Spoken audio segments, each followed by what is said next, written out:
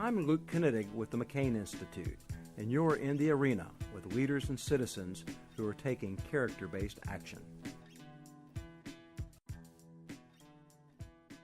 I'm in the arena with Brian Tosko Bello. He is an Arizona State University alum and a bit of a Renaissance man, best I can work out, involved in one project for sure that we want to hear a lot more about, and then probably plenty of other things. Welcome to the podcast, Brian. Thank you for having me.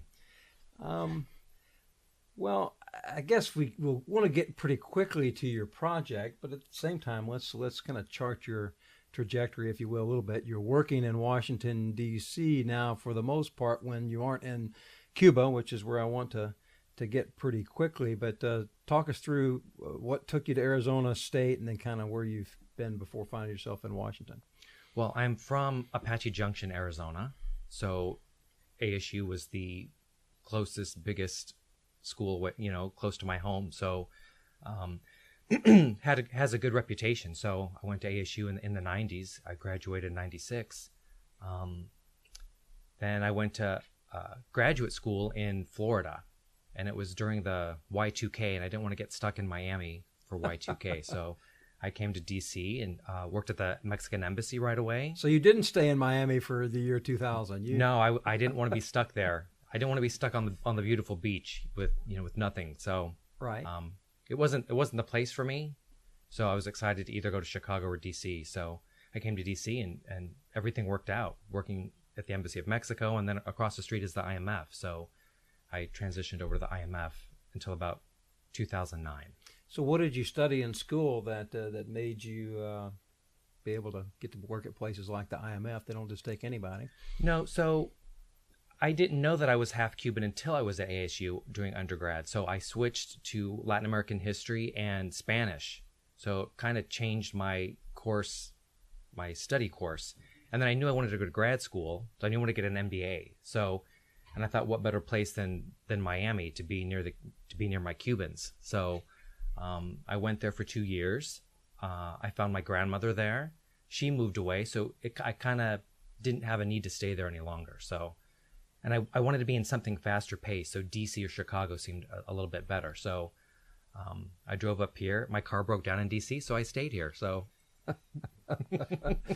don't need a car so much in DC, no, I suppose, right? So that kind of works. Your backup, you said you didn't know you were half Cuban, if I heard you correctly? Right. So my parents were only together for a brief period of time, just for a few hours. I was a love child, and I did think I was Italian because he has, my biological father has Italian family in Chicago, so my mother thought I was Italian. So I was making pasta from scratch, trying to connect to my roots. I was raised with my stepfamily in Apache Junction, but I always knew that I was different. So when I finally met my father was while I was at ASU. He told me that we weren't, in fact, Italian, we were Cuban. So I stopped making pasta at that point and then shifted my focus on, Spanish and Cuba. So, and I guess quite a revelation. I mean, Cuba's a complex place, right? It's complex. It's challenging.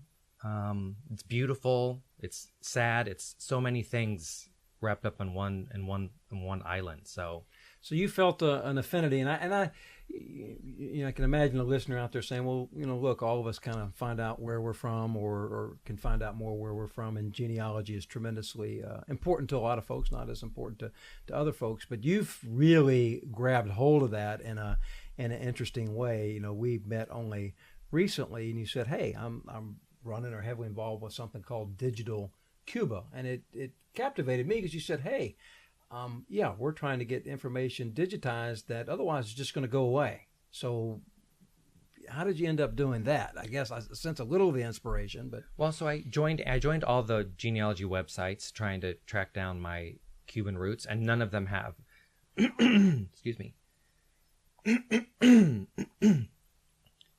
None of them had the data for us. No church records, no death records, no birth, nothing like that. So excuse me.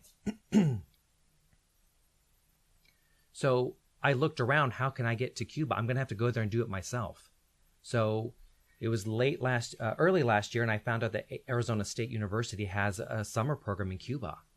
So like I couldn't sleep for nights on end. I was like, I can't believe they actually have that. I hope it doesn't get canceled. So I got in. They said I was a month late for registration, but I contacted if people say no to me, I usually try to go around them until someone says yes. So Arizona State initially said, you missed our deadline. I said, I understand that, but I haven't missed the sister school. I haven't missed their deadline. So they worked with me and they got me to Cuba in June. So I studied during the morning. I studied Latin American politics. And every afternoon I was at a cemetery or at a church trying to network with them. Especially being an American or a Cuban American trying to go there. There's some trust issues. There's a lot of challenges there dealing with those people. My Spanish is a little bit more Mexican. I'm from Arizona State, so I don't have that Florida Spanish. So I had a few little challenges, but I made friends there. They recognized me at the cemetery every day, just waved me in, helped me with any research that I needed. And this cemetery's 100 years old with almost 1 million interments.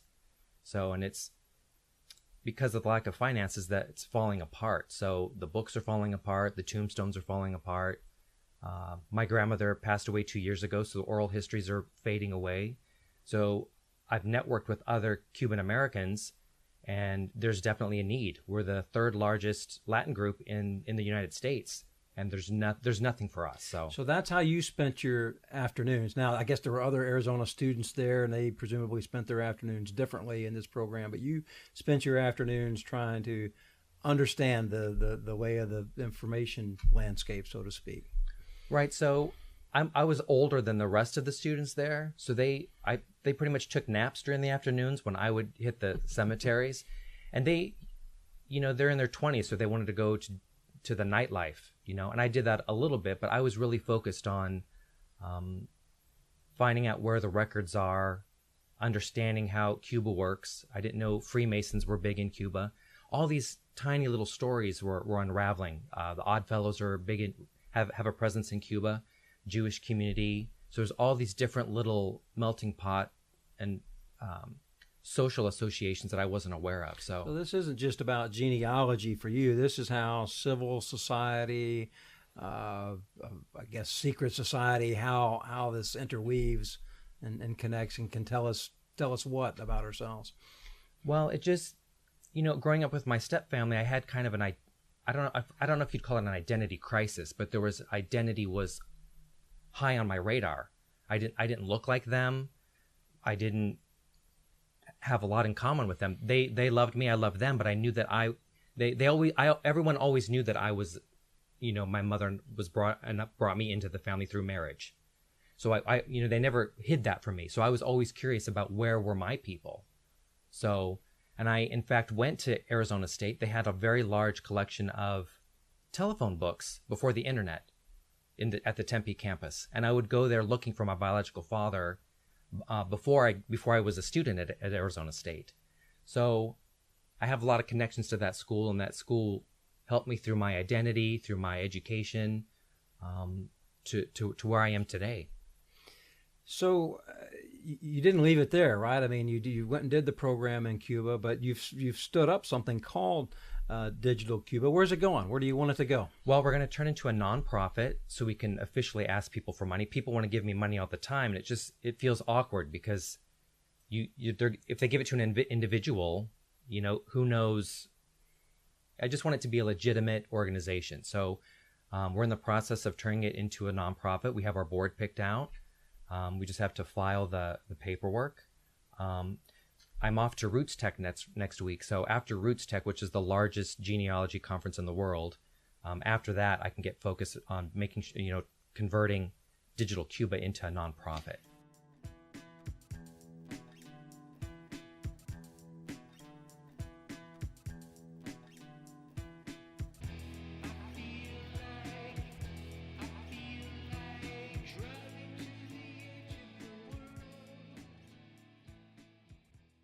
So you talked about death records, other records that maybe someone like me and folks in the United States take a little too for granted, that you can find these things and that they're all being filed correctly and the like. Let's get to the elephant in the room a little bit. You felt certainly comfortable and courageous enough to go to Cuba, but is the government supportive of this, or a worry, or something to work around, or something to work with? Well, so there is an example. A philanthropist in Massachusetts did a project with Cuba on preserving Ernest Hemingway's artifacts that were left in Cuba. So I knew it wasn't impossible, but I knew that because of the political challenges, I was trying to avoid dealing with the government too much or getting on someone's radar to where the project would stop. So I focused on cemeteries and church and parishes. So even dealing with those two entities, I've learned about the challenges politically and socially dealing with those with those records. The Mormon Church is behind Ancestry.com, so that's the big, and without them we wouldn't have a lot of this genealogical databases. So dealing with Cuba being Catholic, over 60% Catholic, there's different challenges dealing with these larger institutions. So going to excuse me. So going to Ancestry.com, when the Vatican came out 2 years ago saying they weren't excited and supportive of having Catholic records on Ancestry.com, you have to keep all these little political, social challenges in mind when I'm trying to network and trying to grow Digital Cuba to make sure that everyone that has Cuban ancestry has access to some records. So what's at risk? If you don't get this done, or if you don't team it up the right way, what are we losing? What's at risk? Well, it's a humid country. They just had a tornado a month ago. They have meteors fall, even though meteors didn't fall on the church or anything. You have hurricanes, and Cuba's 500 years old. So some of these churches go back 400 years old, and the books are not being cared for, considering the environmental challenges that Cuba has. So some of the records at the churches I hear are in good shape, but nobody knows. We have to go there and visit each church. You can't Google. A few churches have websites, but it's not easy to Google. The technology is not there. The Google Maps, the cemetery in my hometown, my grandmother's hometown, I can see the satellite image, but there's zero records for that cemetery online. So when the tombstones fade, which they have, and when the books deteriorate, and now that my grandmother's generation, she was the last one of 10. Now that she's gone, the oral histories are gone. So time is our enemy because of the weather and the deterioration of documents in Cuba. So it just strikes me a little bit of, to know where you're going, you have to know where you've been, and that can be difficult without digitization and some collaboration in this case. Sounds like a lot of hard, challenging work, but it sounds like you get to have a little fun along the way, and you learn some things that are pretty fun along the way. I've listened to, you have a podcast, and feel free to tell us more about that. And I've looked up a little more, but you have Lucille Ball, and I get, I Love Lucy isn't probably the household name it was back in the 50s, 60s, 70s type thing, but pretty neat to know that you're connected to Lucille Ball, I would imagine. Yeah, so being half Cuban, you'd think I was connected to Desi Arnaz, but actually my mother's side, we have a 10th great-grandmother in common through Massachusetts, through one of the first settlers in Massachusetts, Mary Perkins, who was also the last woman accused of witchcraft in Salem. So it just, the more I study, the crazier my family tree gets. So it's fun to know that I have a connection to Lucille Ball. I still think those shows are funny. I still watch them. And since it's historic, I like to keep that I like to think what my family was doing in the 50s, especially Desi Arnaz is close to the age of my grandmother. So it's personal in that regard because they went through the same exact time periods. So jumping around here a little bit, but I learned that you didn't mention it prior, but I learned that you were an intern in Senator John McCain's office, if I have that correct. When was that, or how did that develop? So that was in the 90s. I had met someone that had done a congressional internship here in D.C. And And I knew that I didn't know that much about politics. I was in liberal arts, and it wasn't really on our radar. So because I'd met someone that had done a congressional internship in D.C., I went to Senator McCain's office. I kind of did it backwards. I didn't go through political science department. I went right to McCain's office and just said, I'm here for an internship. I didn't know that's not the way it worked. So the next semester, or soon after that, I told the political science department, I'm at McCain's office. Could you please, put it on my, just gotta get official credit for that. So right. I stayed there for what did they say? Yeah, they didn't have much of a choice. Right. They just said, that's not really the way it works, but yes, we'll verify that you're there and make sure that you. Well, we normally ask an advice question at the end, and we'll still ask you, but that strikes me as kind of interesting advice there. You can. There's more than one way to get something. Yeah, I just, I think I was 24. And I'm like, I don't know anything about politics. You watch. If you're in Arizona and you watch news from Washington, D.C., it's always an older senator getting up there and speaking. You don't know that there's young people here. You don't know that there's staff here. You just don't know what's going on in Washington, D.C. So I did do a 2-year internship with him, and I wound up going from the general intern pool to more specialized because I'd been there for 2 years. So I was working on some immigration cases, which was really interesting. And I've had a few fun interactions with Senator McCain. Which is one I want to kind of pull out of you. So kind of a time-honored intern tradition, best I know. You had to man the phones probably several times, but it sounds like one occasion was pretty interesting. Yeah, so I think everyone went to lunch, so I was in charge of the phones, and somebody wanted to talk to the chief of staff, and you protect those people. You don't really transfer calls through right away. So I said, I'm sorry. Can you tell me who's calling? He said, John. I'm like, John who? He's like, John McCain. And I just like, yes, I'll put you right through. So just a lot of funny little stories like that where I was, young college student, learning, in this age of pranks and everything else, you wonder how it could work. Nowadays, people do call up kind of impersonating folks, but you clearly were able to tell that it was the senator after he clarified, that it was John calling. I would say that's an experience not too many people in life have had. That's pretty darn unique. Do you think that stint, and I get it's a leading question when, I work at the McCain Institute, but it strikes me this digital Cuba is an in the arena, take on a big challenge, get down there and see what we can do. Do you draw any of that from your time in McCain's office, or is that just something that's always kind of been in you? Being at McCain's office, I learned a lot about the politics, especially in basically a two-party system. I learned how to navigate through that kind of environment. So, especially dealing with people that were reacting to the news, something would happen on the news and we would be flooded with phone calls. So we often had to we had to think quickly.